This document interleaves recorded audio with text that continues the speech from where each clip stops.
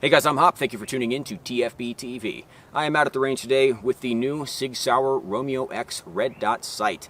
These are sort of a replacement or an upgrade to the Romeo Zero and Romeo Zero Elite red dot sights, using some of the same design language and some of the technology that is in the M17 red dot sight, the one that's supposed to be direct mounted to the US military's version of the SIG P320.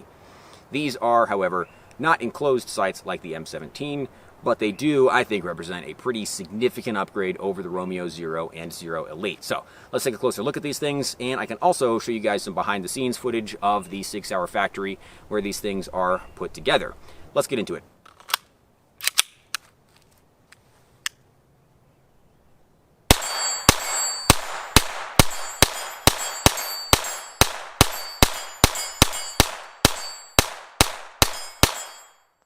The Romeo Zero series of red dots was SIG's attempt to make a low-cost pistol red dot in the United States, and they accomplished that by building their own extremely sophisticated robotic assembly line that makes most high-end optics manufacturers look like Neanderthal craftsmen shipping flint in a mud hut. The machine that makes the Romeo Zero is really impressive to watch in action, and the Romeo Zero itself is okay. Their big selling point is that they're American-made and cheap. Depending on sales and package deals, you can sometimes get a SIG 365 or 320 with a virtually free Romeo Zero on top.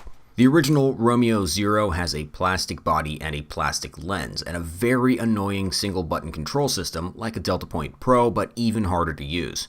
The Zero Elite series is a lot better. They have a circle dot reticle option, a glass aspheric lens, and are available in larger footprints. And now we've got the new Romeo X series. Pretty much the only thing that wasn't changed about the Romeo X is where it's made. These are still built by a high-tech robotic assembly line in SIG's Oregon facility, which is where all their higher-end optics are made. So, the Romeo 4 Pro, the Romeo 8T, the Tango 6T LPVOs, etc.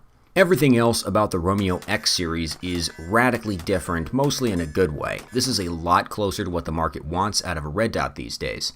The Romeo X is available in two footprints: the compact, which fits the RMSC footprint ubiquitous to micro carry pistols, and the Pro, which fits the Delta Point Pro pattern on the SIG 320 and an assortment of other full-size pistols. These new red dots take a lot of design elements from the military Romeo M17, the squared-off aluminum housing, proper up and down buttons for brightness adjustment and toggling reticle modes, and a side-loaded battery so you no longer have to remove the optic to change batteries. The Romeo Zero adjusts with a tiny hex key and has no adjustment clicks, so you just have to guess and go and chase your Zero around the paper. The turrets on the Romeo X are adjusted with a tiny Torx driver, and they do have proper 1 MOA clicks, which makes zeroing less of a guessing game.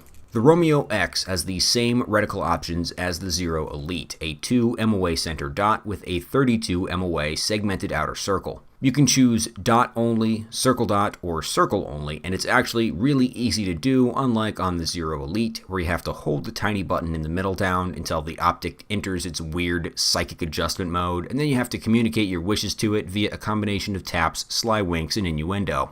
Having a real up and down button on the side is way more convenient, and the buttons are very well protected from accidental activation. You actually have to be trying to push these buttons.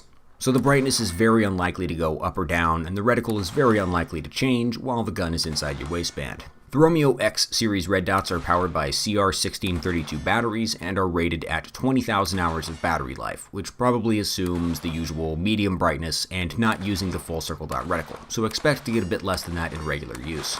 These optics both have a very low deck height, which helps if you're trying to get backup iron sights to co-witness. They also both have a rear iron sight machined in. The Romeo X Compact has fiber optic inserts in the rear notch, since it's much more likely to be on a super compact gun like a SIG 365 that doesn't have a rear sight of its own. I put the Romeo X Compact onto the SIG 322, and it's a perfect fit for that gun. Plus, hey, now it's got a full set of fiber optic sights. Kinda nice.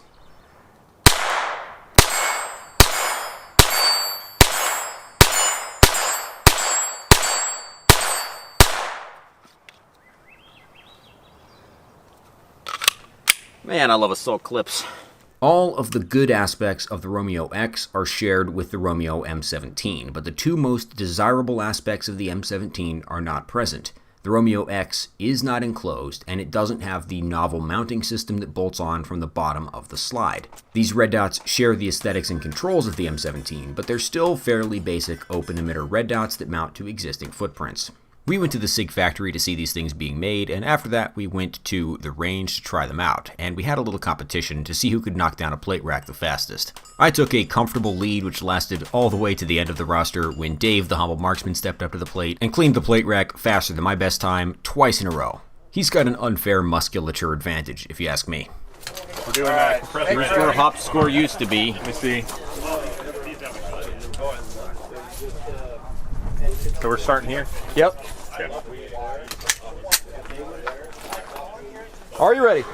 Yep. Stand by. 374. Oh, we got a new winner. Ah, damn it. Saw that one coming. 374. All right, string number 2. Are you ready? Stand by.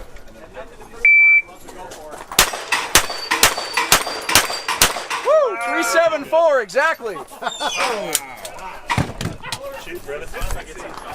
David, that is worth a crisp handshake.